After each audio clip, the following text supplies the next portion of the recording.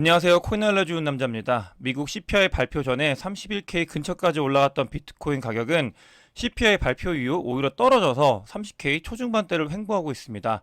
CPI가 하락을 했는데 왜 비트는 오르지 않았고 코인 시장에 영향이 없었는지, 그리고 앞으로 어떻게 될지 제가 예상하는 부분에 대해서 이야기를 나눠보고, 구글 플레이에서 NFT를 허용한다는 내용이 나왔습니다. 이게 정책적으로 변경된다는 사항을 알린 건데, 이 부분이 코인 시장에 지대한 영향을 미칠 거기 때문에 한번 분석을 해보고, 오랜만에 게리 겐슬러가 비트코인 현물 ETF와 코인 시장 관련돼서 이야기를 나눴는데 어떤 이야기를 했는지 공유해 보도록 하겠습니다.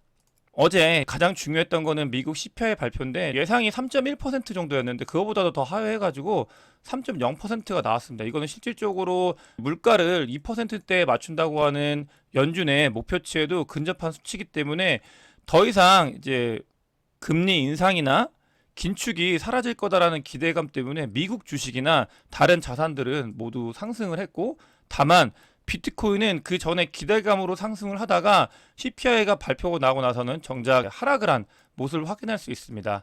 미국 주식과 어제 영상에서 디커플링이 일어나고 있다고 했는데, 자꾸 미국 주식이 올라갈 때 코인 시장과 비트코인은 떨어지는 모습을 보여서 좀 많이 힘들긴 한데, 제 예상에 대해서도 한번 이야기해 보도록 하겠습니다.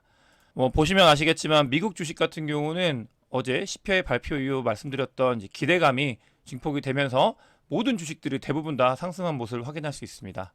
오히려 미국 주식이 상승을 하는데 코인이 하락을 하니까 상대적 박탈감이 더 커지는 시기인 것 같아요. 저도 마찬가지고 이 영상을 보시는 분들도 그렇게 생각하실 수 있을 것 같습니다. CVD 자료상으로 보게 되면은 저는 개인적으로 어제 발표 이후에 힘있게 주식 시장 같은 경우는 이렇게 힘있게 올라갔는데, 비트코인도 이렇게 올라가가지고 31K, 31.5K 있는 강한 이 매도벽을 뚫고 올라갈 수 있지 않을까라고 생각을 했었는데, 오히려 매도벽도 뚫지도 못하고 밑으로도 내려가지 않아가지고 형성되어 있던 매수 매도벽이 그대로 유지가 되어 있는 모습을 확인할 수 있습니다. 하지만 그럼에도 저는 단기적으로 아직 비트코인이나 코인 시장이 한 번 정도 더 올라갈 수 있는 모멘텀이 있다고 생각하고 있는 그 뷰에서는 변함이 없는데, 그 이유에 대해서 하나씩 한번 이야기해 보도록 하겠습니다. 이 CPI 발표 이후에 각종 코인 커뮤니티나 코인 관련되어 있는 소셜 지수를 봤을 때 모두 다 이 부분이 코인 시장에 영향을 미칠 거라고 생각을 했기 때문에 많이 관심을 두고 튀었던 걸 확인할 수 있습니다.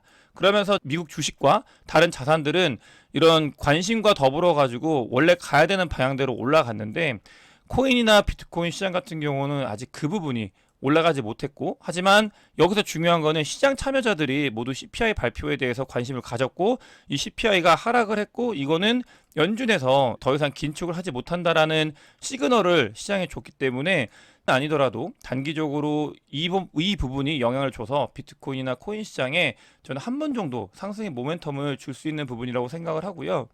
또 지표로 봤을 때 달러 인덱스가 큰 폭의 하락을 했습니다. 어느 정도였냐면은 2023년도 연중 최저치를 기록을 하고 있어요. 이 달러 인덱스에 대해서는 설명을 드렸을 때 이제 위험 자산, 특히 리스크 있는 에셋들이 달러 인덱스가 내려갔을 때 올라가는 경향이 있거든요. 근데 이 부분에 있어서 내려가는 것들을 비트코인이나 코인 시장이 전혀 반영을 못했는데, 저는 점차적으로 이 부분이 반영이 될 거라고 생각을 하고, 먼저 미국 주식이 이런 것들이 반영이 되면서 올라갔기 때문에 그 뒤에 이 코인 시장에 영향을 줄 수 있다, 이렇게 보고 있습니다. 또 코인 시장의 지표를 한정 지어 가지고 보게 되면은 홀더들, 쇼텀 홀더들이 75%가 이제 수익권인 그런 지점이거든요. 이 75%가 수익권인 지점에서 항상 어떤 일이 있었냐면, 상승 반전장일 때, 이 75%가 수익일 때는 그 뒤에 한 번 정도 더 모멘텀이 있는 상승이 있었습니다. 이렇게 보시게 되면은 한 번 정도 더 모멘텀이 있는 상승이 있었고, 저는 그렇기 때문에 아까 말씀드렸던 이제 소셜 지표, 그 다음에 CPI가 내려가고 있고, 두 번째로는 달러 인덱스, 그런 거시경제 상황을 봤을 때도, 그 다음에 마지막으로 코인, 비트코인 자체적인 그 지표들을 봤을 때 아직 한 번의 상승은 더 남았다고 개인적으로 바라보고 있고, 이런 부분들은 제가 매수 매도에 대한 추천을 드리는 건 아니지만 개인적으로 제 뷰를 영상을 보시는 분들께 좀 가감 없이 말씀을 드리는 거라서 틀릴 수도 있지만, 저는 이 뷰로 한 번의 더 상승을 기다리고 있는 상태라고 보시면 되겠습니다. 오랜만에 플랜 B 자료를 가지고 와봤네요. 200주 이평선 같은 경우는 플랜 B가 자주 인용을 하는 건데, 이런 걸 올리면서 역사상 최악의 하락을 잘 견뎌내서 다행이다, 이런 트윗을 올렸는데, 이게 보시게 되면은 뭐 200주 이평선 근처까지 간 적은 있어도 이렇게 하락을 해서 오랫동안 유지한 적은 없었거든요. 근데 그 뒤로 올라온 모습을 보였고, 플랜 B가 그러니까 코인 시장 역사상 가장 심한 하락을 견뎌서 살아남은 사람들한테 축하한다라는 그런 트윗이 와가지고 이 부분을 좀 가지고 왔고, 실제로 200주 이평선 위로 올라와 있기 때문에 아직까지는 저는 장기 우상향에 대해서도 변함없는 뷰를 가지고 있습니다. 어제는 거시경제 상황에서 CPI 발표가 있었기 때문에 그 부분에 포커스를 맞췄지만, 코인 시장에도 유의미한 변화가 있었습니다. 구글에서 이제 구글 플레이의 앱 안에서 NFT 관련되어 있는 것들을 서로 사고팔고 할 수 있게, 주고받고도 할 수 있는 그런 앱들을 올릴 수 있게 하는 거에 정책적인 변화가 생겼습니다.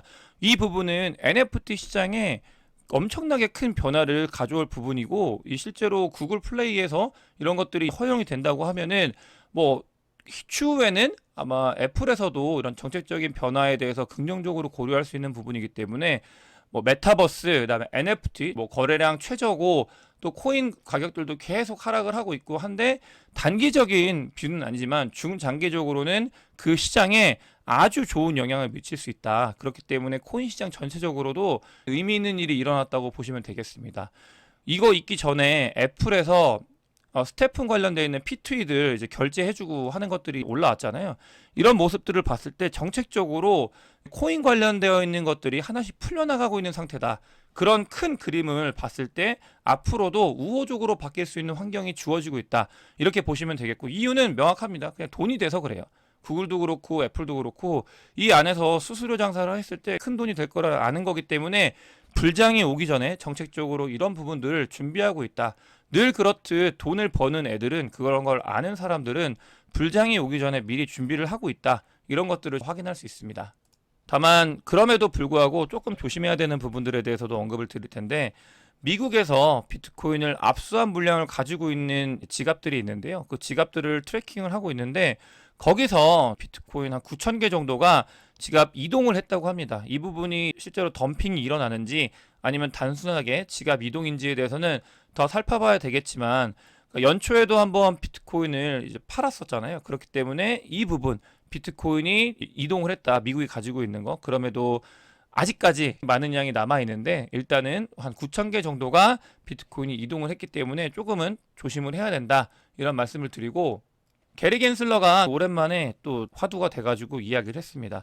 두 가지 이야기를 했는데, 게리 겐슬러한테 이제 사람들이, 특히 크립토에 있는 씬에 있는 사람들이 SEC나 네가 가지고 있는 견해, 그 다음에 이런 제재들을 좀 바꿔야 된다, 그 뷰를 바꿔야 된다고 얘기했는데, 게리 겐슬러는 그럴 생각이 없다라고 언급을 했고요.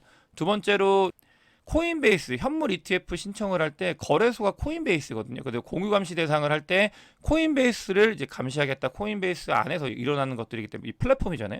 그런 부분들이 현물 ETF 승인할 때 왔는데, 그 부분을 게리 겐슬러는 이전에 비트코인 현물 ETF 승인 거절을 할 때도 이 거래소 부분이 조작을 할 수 있는 가능성이 있어서 부정적이다라고 이야기를 했었고, 그 부분에 있어서 부정적인 이야기를 하고 있습니다. 그렇기 때문에 이런 뷰는 나와봐야 알겠지만 단기적으로는 현물 ETF 승인을 할 때 제약사항으로 갈 수 있는 가능성이 있습니다. 코인베이스라는 그 플랫폼 자체가 그렇게 되면 나중에 뭐 EDXM이나 다른 거래소를 이용하게끔 유도를 할 수 있는데, 일단 현물 ETF 승인 요청을 할 때 이 거래소를 코인베이스로 대부분 다 신청을 했기 때문에 이게 처음에 단기적으로 비트코인 현물 ETF 승인 요청에는 악재로 작용할 수 있다.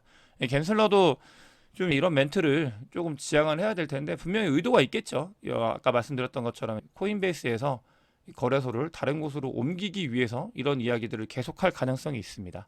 아르헨티나가 인플레이션이 심해지잖아요. 그런 나라일수록 비트코인을 더 많이 매수를 하기 위해서 비트코인이 오히려 2021년도 불장 때보다도 올타임 하이를 찍었다고 합니다. 비트코인 가격이 아르헨티나에서는 뭐 이게 화폐 단위가 인플레이션이 있기 때문에 인플레이션이 일어난 것도 있지만, 어쨌든 계속 많은 사람들이 여기서 하이퍼 인플레이션의 해칭 수단으로 비트코인을 사용을 하고 있다. 앞으로 뭔가 세계 경제 시장이 뭐 안 좋아지고 뭐 개발도상국이나 더 안 좋은 나라일수록 이럴 가능성의 움직임들은 더 많이 일어날 가능성이 있다. 그래서 그냥 하나의 상징적인 거여서 가지고 와봤고요. 미국 관련되어 있는, 제가 말씀을 드렸잖아요. 그러니까 돈을 버는 애들, 실질적으로 불장이 왔을 때 돈을 버는 애들은 불장이 되기 전에 준비를 한다는 말씀을 드렸고, 구글과 애플이 왜 그런 움직임을 보였는지에 대해서 말씀을 드렸는데, 뱅가드라는 미국의 큰 자산 운용사가 있어요. 뭐 많이 들어보셨을 거예요. 이곳에서 암호화폐 관련 주식들을 늘리고 있다고 합니다. 암호화폐를 직접 보유하는 건 아니지만 암호화폐 관련 주식들은 불장이 오면 상승을 많이 하거든요. 그렇기 때문에 이런 암호화폐 상승을 먹을 수 있는 하나의 간접적인 투자라고 볼 수 있는데, 그래서 이 부분을 더 늘려가지고 5.6억 상당의 암호화폐 관련 주식들을 가지고 있다. 그 수량이 60%, 18% 늘었다라는 걸 볼 수 있습니다. 그러니까 불장을 대비하고 있는 미국의 돈을 버는 곳들은 많이 늘어나고 있고, 인프라적인 부분, 투자적인 부분에서 다 변화를 주고 있다라는 걸 여기서 확인할 수 있습니다.